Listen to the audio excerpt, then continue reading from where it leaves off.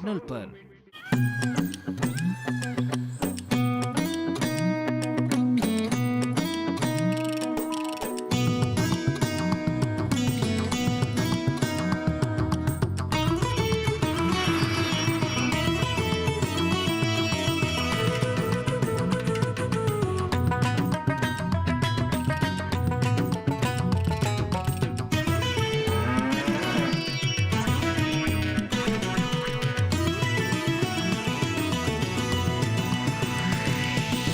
DD किसान, बदलते भारत की शान।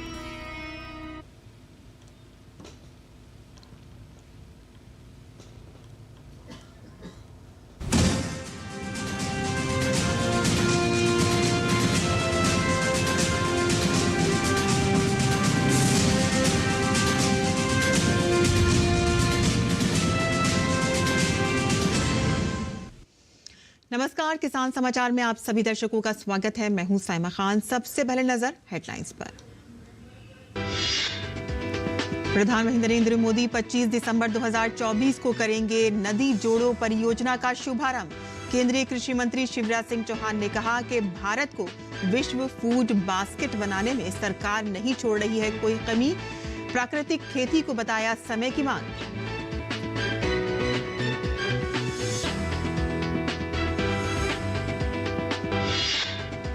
प्रधानमंत्री नरेंद्र मोदी ने सोमवार को रोजगार मेले के तहत 71,000 युवाओं को प्रदान किए नियुक्ति पत्र।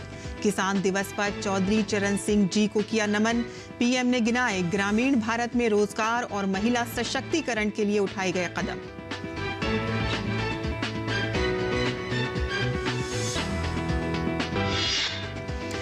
इन दिनों कड़ाके की ठंड में सरसों की पूरी फसल बर्बाद होने का मंडरा रहा है खतरा।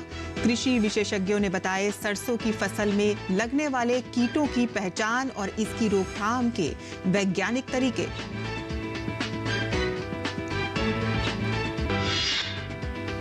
पहाड़ों में बर्फबारी और मैदानी इलाकों में बूंदाबांदी से ठिठुरन बढ़ी। श्रीनगर में पारा -8.6 डिग्री तक गिरा। उत्तर भारत के कई राज्यों में कोहरे का अलर्ट।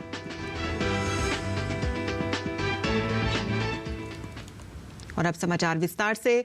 प्रधानमंत्री नरेंद्र मोदी 25 दिसंबर 2024 को नदी जोड़ो परियोजना का शुभारंभ करेंगे। केंद्रीय कृषि एवं किसान कल्याण व ग्रामीण विकास मंत्री शिवराज सिंह चौहान ने पुणे स्थित गोखले राजनीति एवं अर्थशास्त्र संस्थान प्लेटिनियम जुबली सम्मेलन को संबोधित करते हुए इस योजना के बारे में कहा कि देश में कई हिस्सों में कभी बाढ़ आती है तो कई हिस्सों में सूखा पड़ता है। ऐसी स्थितियों से निपटने के लिए प्रधानमंत्री नरेंद्र मोदी के नेतृत्व में एक विशेष नदी जोड़ो परियोजना का शुभारंभ जल्द ही होगा। शिवराज सिंह चौहान ने कहा कि भारत को विश्व का फूड बास्केट बनाने की दिशा में उनकी सरकार कोई कमी नहीं छोड़ रही है। उन्होंने कहा कि शोधकर्ताओं का कार्य केवल लैब तक ही सीमित न रहे बल्कि उसे किसानों तक भी पहुंचाया जाए और इसी दिशा में उनकी सरकार कई पहलुओं पर काम कर रही है।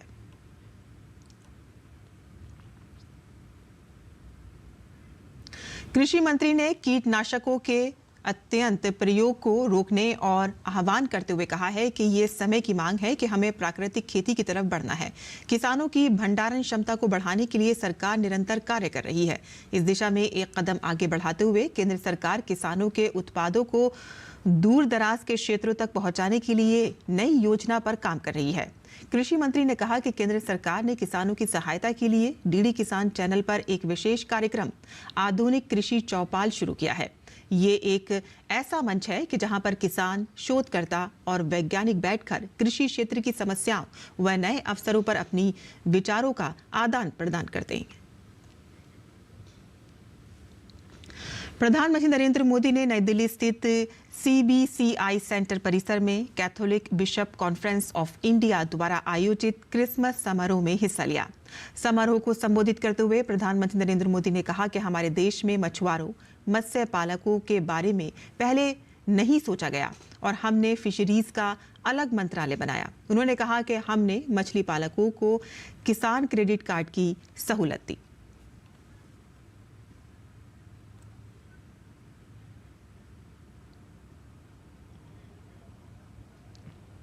आज देश पब्लिक इंफ्रास्ट्रक्चर से लेकर रोजगार तक हर क्षेत्र में दिव्यांगों को प्राथमिकता दे रहा है। साथियों, सरकार में संवेदनशीलता देश के आर्थिक विकास के लिए भी उतनी ही जरूरी होती है। जैसे कि हमारे देश में करीब 3 करोड़ फिशरमैन हैं और फिश फार्मर्स हैं, लेकिन इन करोड़ों लोगों के बारे में पहले कभी उस तरह से नहीं सोचा गया। हमने फिशरीज के लिए अलग मिनिस्ट्री बनाई, मछली पालकों को किसान क्रेडिट कार्ड जैसी सुविधाएं देना शुरू किया, हमने मत्स्य संपदा योजना शुरू की, समंदर में मछली पालकों की सुरक्षा के लिए कई आधुनिक प्रयास किए गए। इन प्रयासों से करोड़ों लोगों का जीवन भी बदला और देश की अर्थव्यवस्था को भी बल मिला। और प्रधानमंत्री नरेंद्र मोदी ने रोजगार मेले के तहत 71,000 युवाओं को नियुक्ति पत्र प्रदान किए हैं। ये नियुक्तियां सरकार के विभिन्न मंत्रालयों और विभागों में की गई हैं। अर्धसैनिक बलों में नियुक्ति पाने वाले लगभग 5,000 महिलाएं शामिल हैं। प्रधानमंत्री ने नवनियुक्त युवाओं को शुभकामनाएं देते हुए युवा सशक्तिकरण की दिशा में किए जा रहे प्रयासों को गिनाया।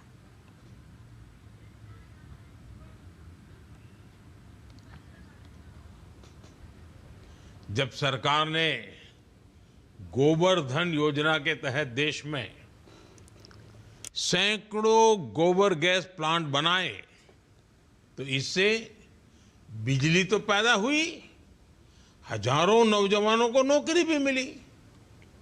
जब सरकार ने देश की सैकड़ों कृषि मंडियों को इनाम योजना से जोड़ने का काम शुरू किया तो इससे भी नौजवानों के लिए रोजगार के अनेक नए अवसर बने हैं। जब सरकार ने इथेनॉल की ब्लेंडिंग को 20% तक बढ़ाने का फैसला किया तो इससे किसानों को मदद तो हुई ही, शुगर सेक्टर में नई नौकरी के भी मौके बने। जब हमने 9,000 के लगभग किसान उत्पाद संगठन बनाए, एफपीओज बनाए तो इससे किसानों को नया बाजार बनाने में मदद मिली और ग्रामीण क्षेत्र में रोजगार भी बने। पीएम ने अपने संबोधन में चौधरी चरण सिंह जी की जन्म जयंती का उल्लेख करते हुए उन्हें नमन किया। किसान दिवस पर देश के अन्नदाताओं को शुभकामनाएं देते हुए पीएम ने ग्रामीण भारत में रोजगार के लिए उठाए गए कदम गिनाए। आजादी के बाद वर्षों तक स्कूल में अलग टॉयलेट ना होने की वजह से अनेक छात्राओं को पढ़ाई छूट जाती थी। स्वच्छ भारत अभियान के द्वारा हमने इस समस्या का समाधान किया।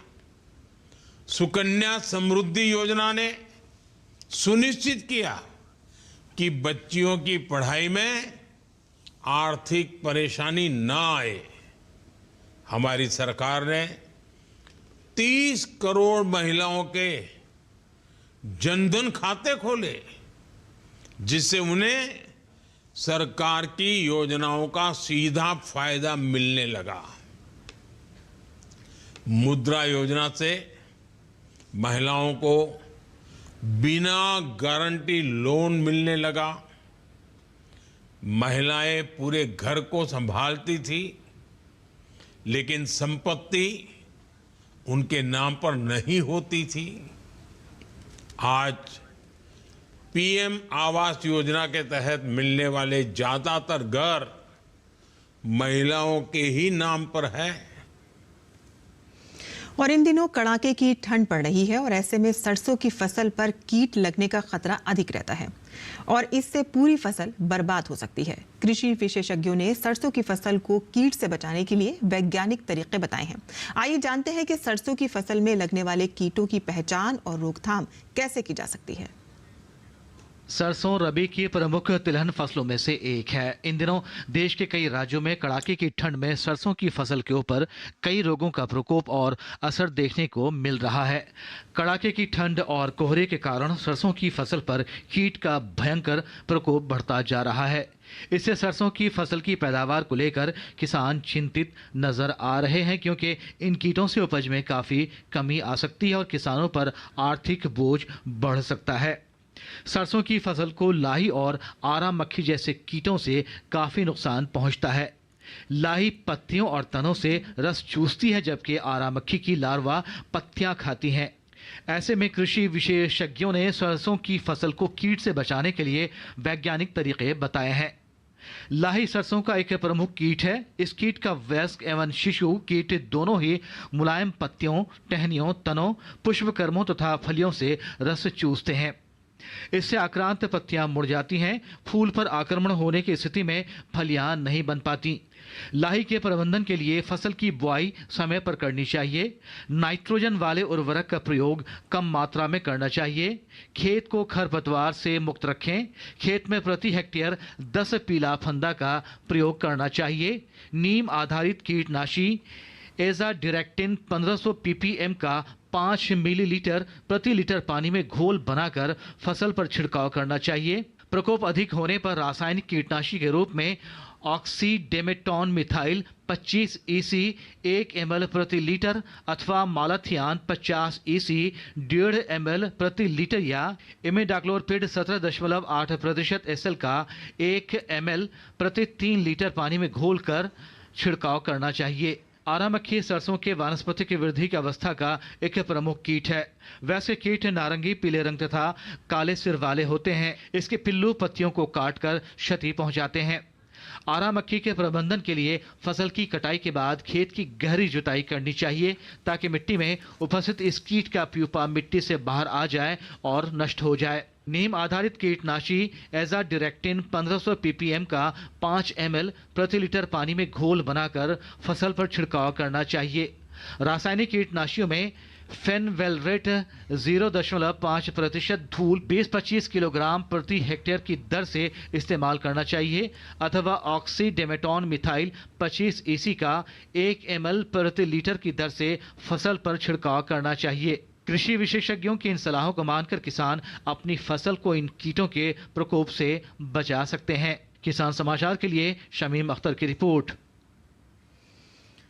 और तमिलनाडु के 17 मछुआरों को श्रीलंकाई नौसेना ने समुद्री सीमा पार करने के आरोप में गिरफ्तार किया है। इनकी 2 नाव भी जब्त की गई हैं।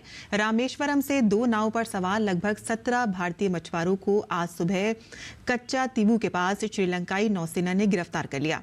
17 भारतीय मछुआरे दानुषकोडी और थलाई मन्नार के बीच क्षेत्र में मछली पकड़ रहे थे और उसी दौरान श्रीलंकाई नौसेना की गश्ती नौकाओं ने उन्हें घेर कर गिरफ्तार किया। गिरफ्तार मछुआरों को फिर थलाई मन्नार नौसेना शिविर ले जाया गया और पूछताछ के बाद मन्नार मत्स्य पालन विभाग के अधिकारियों को सौंप दिया जाएगा।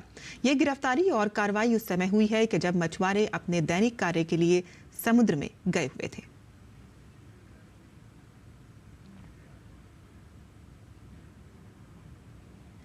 उत्तर प्रदेश के मुख्यमंत्री योगी आदित्यनाथ के नेतृत्व में पिछले 7.5 वर्ष से चल रहा पेड़ लगाओ पेड़ बचाओ जन अभियान रंग ले आया है। 2024 में 36.80 करोड़ से अधिक पौधरोपण करने वाले उत्तर प्रदेश में ISFR 2023 के अनुसार 559 वर्ग किलोमीटर वन व वृक्ष अच्छादान से अधिक की वृद्धि हुई है। उत्तर प्रदेश इस पहल में छत्तीसगढ़ के बाद दूसरे नंबर पर है, जबकि अन्य सभी राज्य उत्तर प्रदेश से पीछे हैं।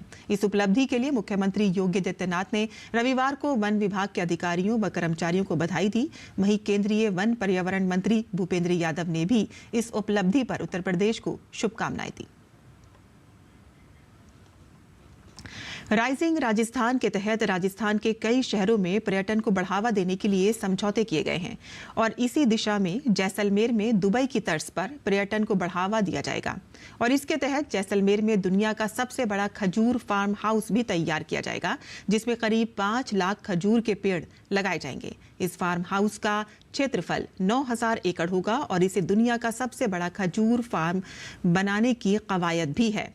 और जिस निजी कंपनी की योजना पर समझौता किया गया है, वह पहले से ही बड़े स्तर पर खजूर फार्मिंग कर रही है। समझौते का उद्देश्य जिले में खजूर फार्मिंग को बढ़ावा देना है।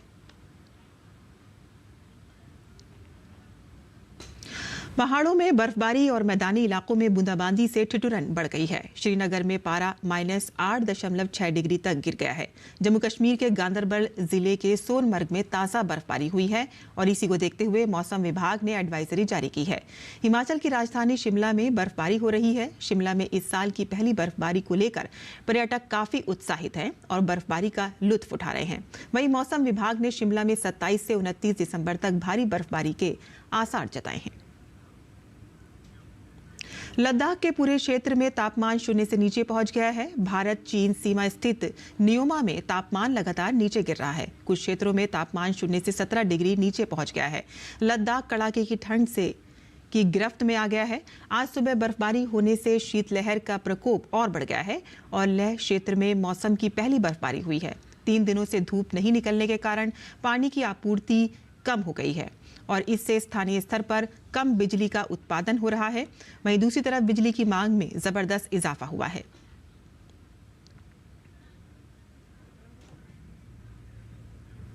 और दिल्ली एनसीआर के कुछ हिस्सों में हल्की बारिश के बाद तापमान में गिरावट देखने को मिली है। आईएमडी ने क्रिसमस के बाद 27 और 28 दिसंबर को पश्चिमी विक्षोभ के कारण बारिश की संभावना जताई है, जिससे मौसम में बदलाव से ठंड बढ़ने की उम्मीद है।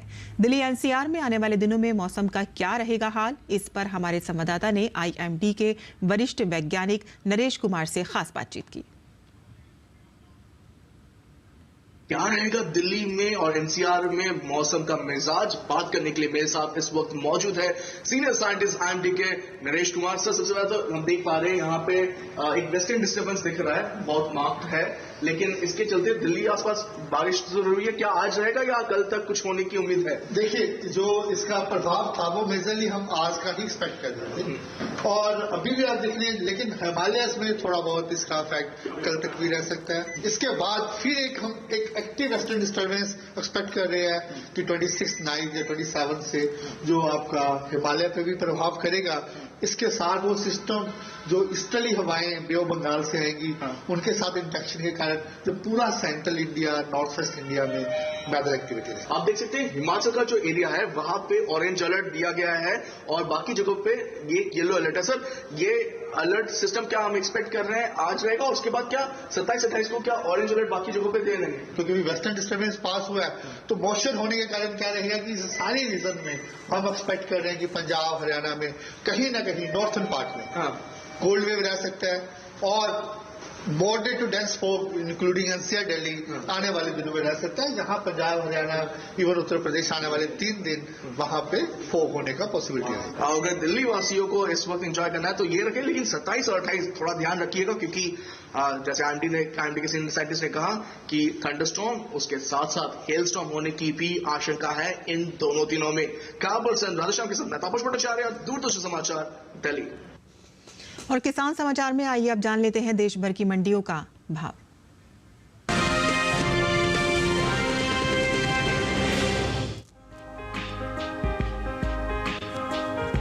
23 दिसंबर को कुछ मंडियों में मूंग के सौदों में तेजी देखने को मिली। हालांकि कुछ मंडियों में मूंग की खरीद बिना किसी बदलाव के साथ हुई। एग्मार्कनेट के मुताबिक गुजरात की राजकोट मंडी में मूंग के कारोबार में बढ़त देखने को मिली। यहां 21 दिसंबर को मूंग का भाव 7,320 रुपए था। 23 दिसंबर को इसमें 180 रुपए की तेजी आई और भाव 7,500 रुपए क्विंटल हो गया। वहीं केरल की पालक्कड़ मंडी में मूंग के सौदे स्थिर भाव पर हुए। यहां 21 दिसंबर को मूंग का भाव 11,800 रुपए था, जो 23 दिसंबर को बिना किसी बदलाव के 11,800 रुपए पर बरकरार रहा। इसी तरह महाराष्ट्र की मुंबई मंडी में भी मूंग की खरीद बिना किसी फेरबदल के साथ हुई।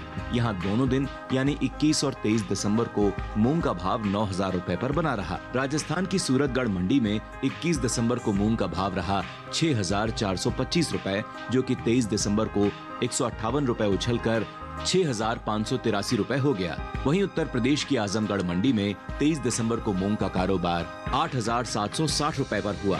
कृषि मंत्रालय की ओर से जारी अंतिम अग्रिम अनुमान के मुताबिक साल 2023-24 के दौरान मूंग की उपज 31,03,000 टन रहेगी, जबकि साल 2022-23 में यह आंकड़ा 36,76,000 टन था।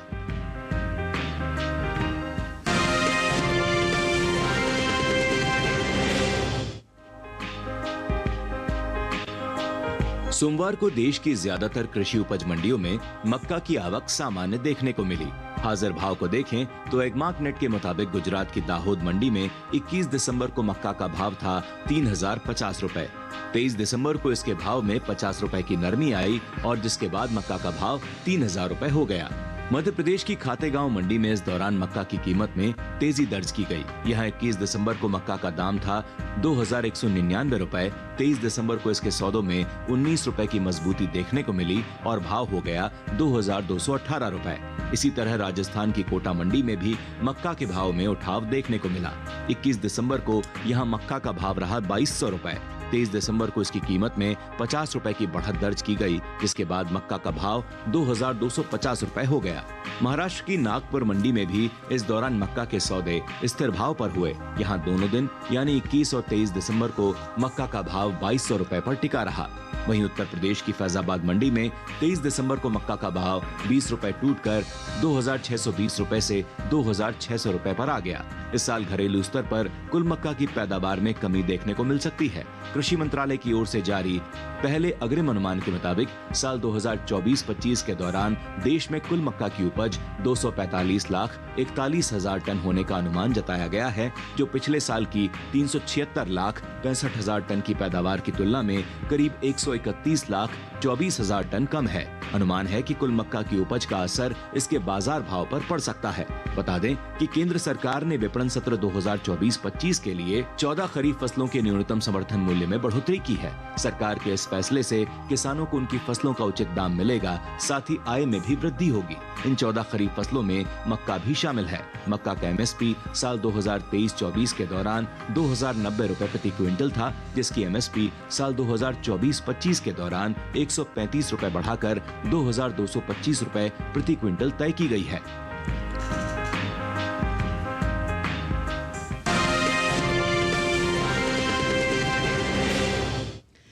और मंडी खबर के बाद अब बात करते हैं मौसमी खेती की। किसान इस मौसम में कैसे रखें अपनी खेती का ख्याल, आइए देखते हैं।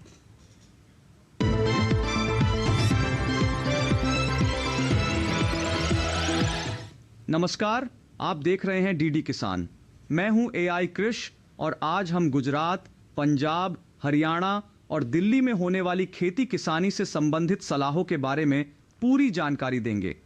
गुजरात के उत्तर पश्चिमी इलाके में शुष्क मौसम को देखते हुए पछेती गेहूं और चने की बुवाई पूरी कर लें। पंजाब और हरियाणा की बात करें तो यहाँ के किसान सब्जियों और फलों के छोटे पौधों को पाले से बचाने की व्यवस्था करें। ऐसे में किसान पॉलीथीन शीट या पुआल की मदद से फसलों को कवर कर सकते हैं।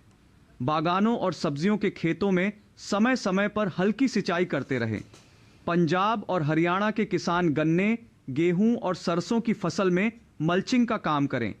इस समय सब्जियों के खेतों में भी मल्चिंग करने की जरूरत है ताकि कम तापमान में फसल खराब ना हो। हरियाणा के किसान देर से बोई गई सरसों की फसल में निराई गुड़ाई का काम करें। यहाँ के किसान सरसों, गेहूं और आलू की फसल में जरूरत के हिसाब से सिंचाई करें। वर्तमान में फसलों को कम तापमान से बचाने के लिए छिड़काव या फव्वारा विधि से सिंचाई करें।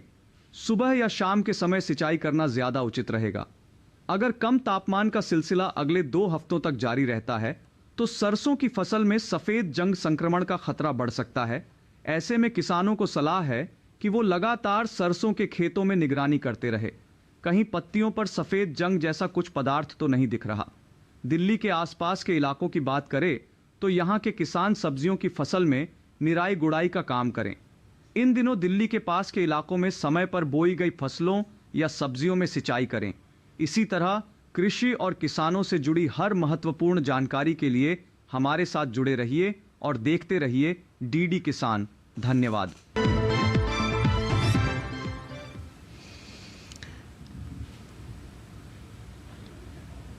और खेती किसानी से जुड़ी खबरों के बाद आइए अब नजर डाल लेते हैं कुछ और खबरों पर। खास खबर में प्रवर्तन निदेशालय ने मनी लॉन्ड्रिंग मामले में भगौड़े अंडरवर्ल्ड डॉन दाऊद इब्राहिम के भाई इकबाल कास्कर और उसके साथियों पर बड़ी कार्रवाई की है। ईडी ने ठाणे स्थित इकबाल कास्कर के एक फ्लैट को अपने कब्जे में लेकर उसे सीज कर दिया है। उत्तर प्रदेश के प्रयागराज में महाकुंभ 2025 की तैयारियां जोरों पर चल रही हैं। प्रयागराज में 13 जनवरी से 26 फरवरी 2025 तक महाकुंभ 2025 का आयोजन होगा। महाकुंभ 2025 के लिए अरेल क्षेत्र में डोम सिटी का निर्माण किया जा रहा है। डोम सिटी में रहने वाले लोगों को 360 डिग्री व्यू मिलेगा। भाजपा की तरह ही कांग्रेस भी अरविंद केजरीवाल पर लगातार हमलावर है। दिल्ली कांग्रेस अध्यक्ष देवेंद्र यादव ने कहा है कि अरविंद केजरीवाल ने जितने भी वादे जनता से किए थे वे सभी अधूरे हैं। मणिपुर के चूरा चांदपुर में पुलिस और सेना की ओर से प्रतिबंधित संगठनों के खिलाफ लगातार अभियान चल रहा है और इसी क्रम में सुरक्षा बलों को चूरा चांदपुर जिले के 2 गांवों में सघन तलाशी के दौरान बड़ी संख्या में असला बरामद करने में सफलता मिली है। मुंबई के बांद्रा वेस्ट इलाके में स्थित फॉर्च्यून इनक्लेव नाम की रेजिडेंशियल बिल्डिंग की 7वीं मंजिल पर भीषण आग लग गई है। फायर ब्रिगेड की 10 गाड़ियों ने कई घंटों की कड़ी मशक्कत के बाद आग पर काबू पा लिया। और बता दें कि इस बिल्डिंग की 11वीं मंजिल पर बॉलीवुड के मशहूर गायक शान का फ्लैट भी है। देश की राजधानी दिल्ली समेत कई राज्यों में अवैध तरीके से रह रहे बांग्लादेशियों के खिलाफ कार्रवाई की जा रही है और अब महाराष्ट्र के धुले शहर में एक होटल से 4 बांग्लादेशी नागरिकों को गिरफ्तार किया गया है। हिमाचल प्रदेश के मनाली में भारी बर्फबारी के कारण कई वाहन फंस गए हैं और पर्यटक सोलांग और अटल सुरंग रोहतांग के बीच घंटों तक अपने वाहनों में फंसे रहे। अधिकारियों के मुताबिक लगभग 1000 वाहन लंबे ट्रैफिक जाम में फंस गए हैं, जिस कारण पुलिस ने बचाव अभियान शुरू किया है और लगभग 700 पर्यटकों को सुरक्षित स्थान पर पहुंचाया है। किसान समाचार में आज के लिए बस इतना ही। अनुमति दें। नमस्कार।